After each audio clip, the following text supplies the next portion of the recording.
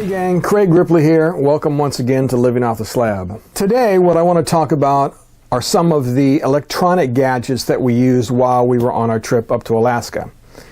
To start off with, we're going to talk about this Cardo PackTalk communication device. Myself, Peter, and Steven all had one of these while we were on a trip and able to communicate with each other all the way up and all the way back. We've actually discussed these devices, well, several times over the course of all of this Debrief series and some of my videos running up to our trip up to Alaska. Right, I talked about why we decided to switch to these units. I mean, basically, the old Bluetooth units, the G9, the G9X that we had before, I mean, it was basically a love-hate relationship. However, that's absolutely not the case with these new PackTalk units. We found these things to be absolutely stable and very easy to use. We were all extremely pleased with how they function on this trip. We set up our pack, which was, again, just 3 riders, and we were able to stay connected all the way up and all the way back. We never, not once, had an issue with anybody dropping out of the network and then not being able to get back in. We actually played around with the range of the devices as well, where one of us would drop way back, a mile or 2 back, and we still were able to maintain communication. And the couple of times when somebody might drop off, as soon as they got back in range, they were added back in just absolutely seamlessly. So, as I said, we were extremely pleased with these devices. One of the really cool things about using these new PackTalks is that you can set them all up with this Cardo Smart Set app. Now, this app was available for the Bluetooth units, but it really, didn't give you a whole lot that you couldn't do with the buttons. With this, right, you are able to pretty easily set up a pack, add members, remove members, create a new pack, change the settings on your device. It really works nicely. We've also been using these devices for our riding group, right, which is a Victory Motorcycle riding group. And we can have 20 riders that we go out for on a weekend ride. And we can put 3 or 4 guys all connected together with these devices and then keep communication with each other and help to organize and keep the group safe. The only problem that we've had when doing this is if we try to bridge in, and that's what they call it a Cardo bridge, where you can add in somebody who has one of the older G9 units, but they have to be connected via Bluetooth to one of the PackTalk units. And when we do that, well, then it kind of degrades the network, and we haven't found that to work very well.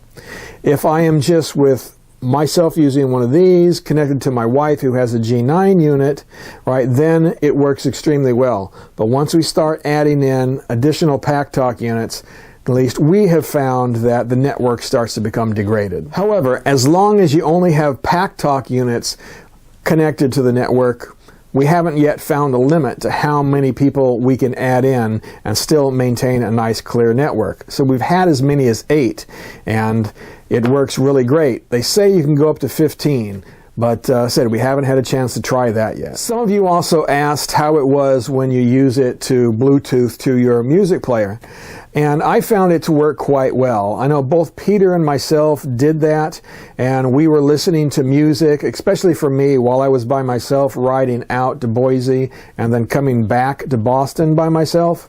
I was using this to primarily connect with my iPod and then play music through it.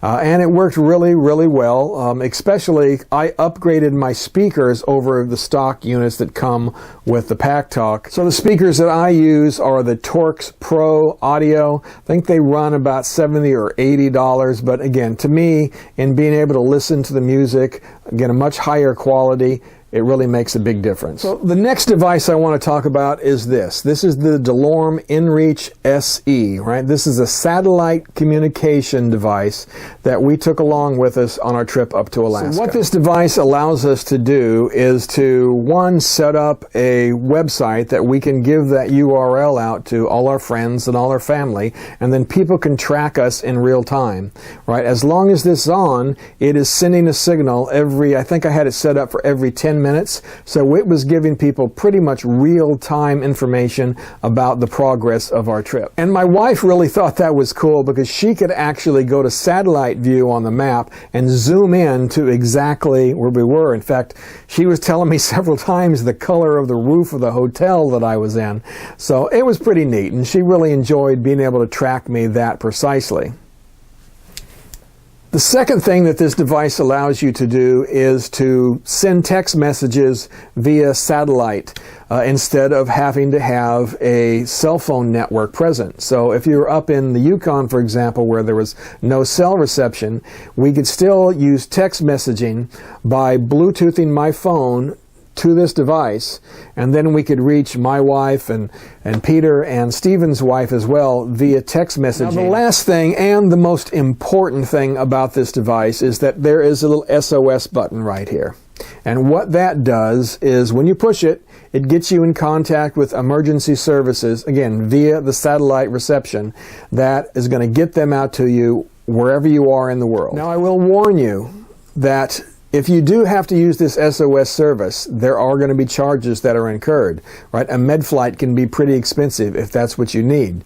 So I would suggest that you either purchase the insurance that's available when you buy the Delorme device, you set up your account, or you get some other kind of travel insurance.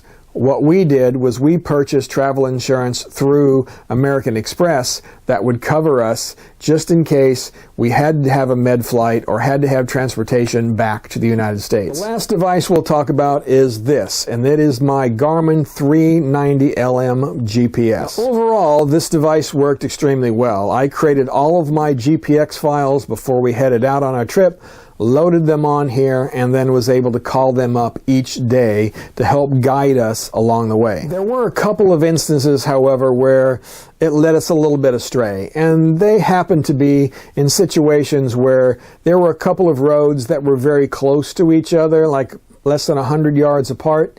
So it told me to take a left turn once, and then as soon as I took a left turn, it tells me to turn around and go back the other way again. Did that another time with a right-hand turn. Again, that can be a little bit frustrating, I have to admit, but other than that, the thing worked great. Now, while these units work extremely well, I will warn you about one thing. If you have people who have different models of these GPS units, they can calculate the same route slightly differently. So I know for us, we ran into a couple of disagreements about which way to go, and it can lead to a little bit of strife between the group. And I know of other people who have had the same thing happen.